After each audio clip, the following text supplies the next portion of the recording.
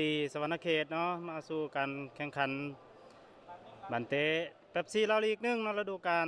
2025-26เนาะซึ่งเป็นการพบกันมื้อนี้เป็นการพบกันระหว่างสโมสรบันเตะสวรรณเขตเนาะพบกับสโมสรบันเตะสารวันยูไนเต็ดเนาะซึ่งสถิติของทั้งสองทีมเนาะถือว่าเป็นสโมสรบันเตะสวรรณเขตเนาะถือว่าเตะไป5นัดเนาะถือว่ายังบ่ได้จักคะแนนเนาะถือว่าสำหรับสโมสรบันเตะสวรรณเขตเนาะมาด้วยสุดอ่ากัปตันทีมเนาะแล้วก็บุญประเสริฐเนาะแสงสว่างเนาะเบอร์6เนาะเบอร์7คิมญาเพชรยาลาดเนาะเบอร์34กรมดำเนาะซีกาสวาเนาะมาสุดะเนาะเบอร์11เนาะสำหรับผู้ช่วยผู้ที่3เนาะท่านกีฬาเนาะรัชวงศ์เนาะมาสู่เกมการแข่งขันกันเลยท่านผู้ชมเนาะถือว่าเป็นทางสารวัตรเนาะเป็นฝ่ายได้เก็บบอลก่อนนะซึ่งลินจากซ้ายไปหาขวาเนาะไปเข้าทางผู้ลินไม่เล็กเก็บจังหวะนี้แต่เข้าซ้ายแล้วล็อกเข้าขวาเอาจังหวะนี้ผู้ตัดสินว่าจะไหนผู้ตัดสินให้เป็นบอลจุดโทษลูกนี้เนาะถือว่าจะเฮ็ดหน้าที่สังหารลูกโทษลูกนี้ถือว่าคิมซังบอมเนาะจะเป็นผู้สังหารลูกโทษลูกนี้จังหวะนี้กรรมการให้สัญญาณซิงซังบอมยิงลูกนี้เรียบร้อยท่านผู้ชมเนาะถือว่าทางสวรรณเขตเนาะได้ประตูจากคิงซึงบอมเนาะในนาทีที่4เนาะถือว่าเป็นการยิงจุดโทษเนาะเข้าไปอย่างสวยงามเนาะถือว่า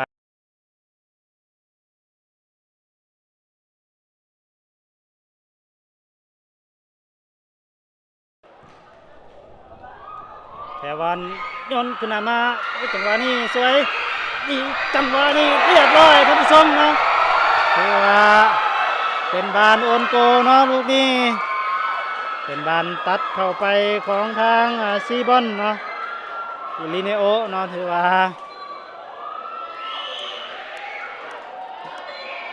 ทางสนามมีผู้เล่นของทางสารวัตร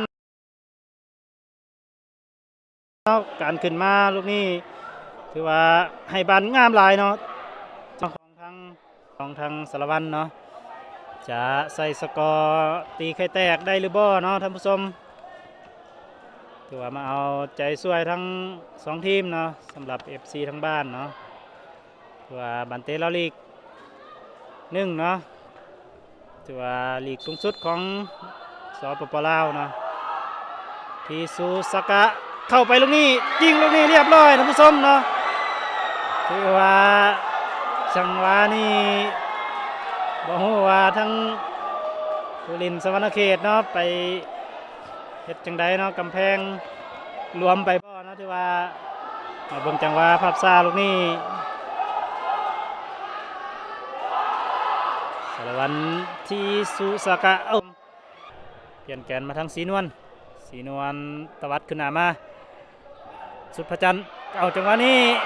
เรียบร้อยท่านผู้ชมเนาะเป็นทางที่สุกาซาเนาะยิงประตูตีเสมอขึ้น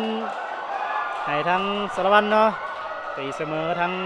กัปตันทีมของทางสารวัตรเนาะมาเบิ่งจังหวะภาพช้าลูกนี้ที่ว่าทางพุทธศิลป์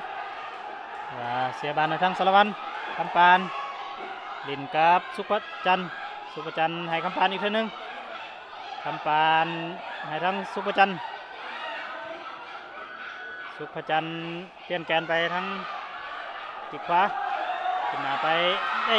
เข้ามาลูกนี้แต่ก็ยังบ่ผ่านทางวังแทยูเนาะเตะสกัดออกไป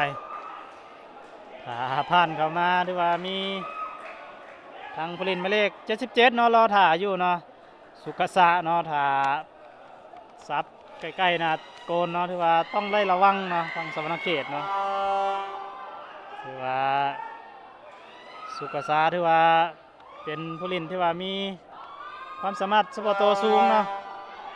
ว่ายิงไปแล้ว2ประตูเนาะ